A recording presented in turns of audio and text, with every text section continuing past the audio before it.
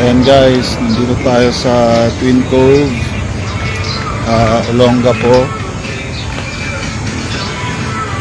So, dumating kami kahapon at mamaya check out pa kami ng 12 noon.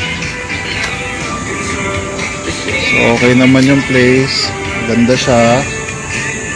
So, pasyal-pasyal tayo.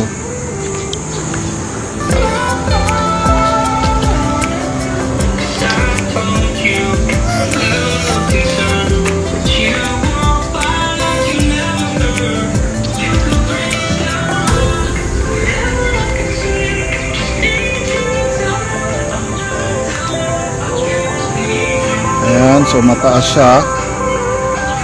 Ayan yung parking sa baba.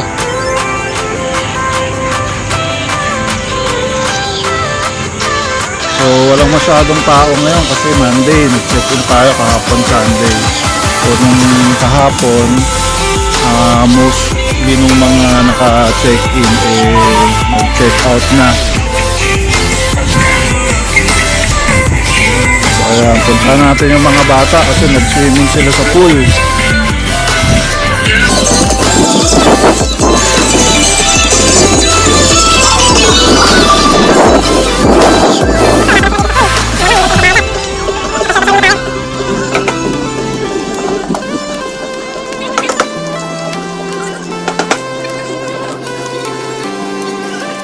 Wala pala sila dito sa pool. Malamang nandun sila sa dagat. Pasyal-pasyal muna tayo.